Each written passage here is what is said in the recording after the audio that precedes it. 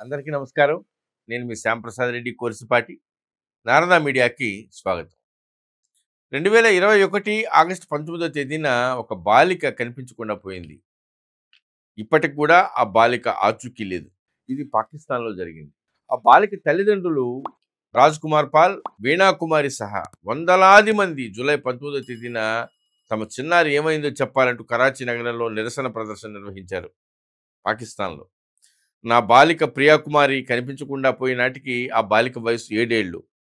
అదే రోజున ఆమె మొహర్రం ఉత్సవంలో అతిథులకి పానీయాలు అందిస్తుండగా హఠాత్తుగా కనిపించకుండా పోయింది. ఇదంతా సంగ్రార్ అనే చోట, అంటే సింధ్ ప్రాంతంలో, పాకిస్తాన్లో ఉన్నటువంటి సింధ్ ప్రాంతంలో జరిగింది.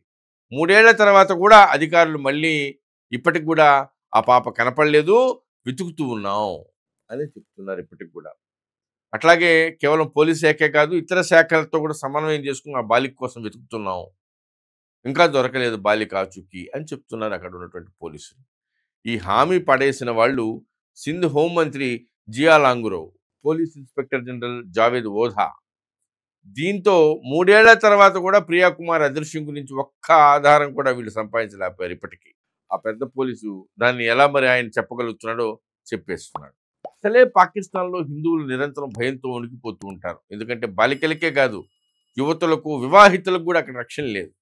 హిందూ స్త్రీలను అపహరించకపోవడం చాలా ప్రాంతాల్లో అక్కడ సర్వసాధారణమైన విషయం. ఇలా అపహరించుకుపోయిన వారిని మతం మారుస్తారని, తర్వాత వృద్ధులకిచ్చి కట్టబెడతారని హిందూ సంఘాలు చెబుతున్నాయి. ప్రియాకుమారి తల్లిదండ్రులారా, మీరు ప్రపంచం దద్దరిల్లేటట్టు విలపించినా కూడా ప్రపంచంలో ఉన్న ఉదారవాదులు, సెక్యులరిస్టులు స్పందించరు. మహిళా సంఘాలు, ఫెమినిస్టులు ఇటు చూడరు కూడా. ఇలా చేసే హక్కు ముస్లింలకు, ముస్లిం దేశాలకు ఉందని వాళ్ళ నమ్మకం. ఇది చాలాసార్లు రుజువైంది. మరి హిందూ బాలికలకి ఎలా పాకిస్తాన్లో, బంగ్లాదేశ్ లాంటి దేశాల్లో ఎలా రక్షణ లభిస్తుందో అర్థం కాని పరిస్థితి ఉంది. మన దేశంలో కూడా చాలా చోట్ల ఇలాంటి పరిస్థితులు ఉన్నాయి. మరి ఈ దేశంలో హిందువులు మేల్కొంటారా? ఈ దేశంలో ఉన్నటువంటి ఉదారవాదులు, సెక్యులరిస్టులు మేల్కొంటారా? నిజాలను అంగీకరిస్తారా? మీడియా నిజాలు రాస్తుందా? ప్రభుత్వాలు దానిపైన స్పందిస్తాయా? మన దేశంలో కూడా ఇట్లా స్పందించని పరిస్థితులు ఉన్నాయి.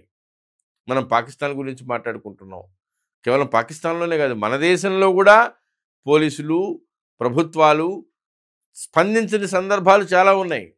కాబట్టి దీని నుంచి మనం పాఠాలు నేర్చుకోవాలి, తగిన విధంగా స్పందించడం నేర్చుకోవాలి. హిందూ సమాజం కేవలం నేను ఒక్కడిని, నా కుటుంబం ఒక్కటే అని మాత్రమే కాకుండా యావత్ దేశం గురించి, యావత్ సమాజం గురించి ఆలోచించేటువంటి అలవాటు, సమాజంలో జరుగుతున్నటువంటి పరిణామాలని పరిశీలించి దాని నుంచి పాఠాలు నేర్చుకునేటువంటి అలవాటు హిందూ సమాజానికి కావాలి. భారత్ మాతాకి జై. ఈ వీడియో మీకు నచ్చినట్లయితే లైక్ చేయండి, షేర్ చేయండి, సబ్స్క్రైబ్ చేయండి.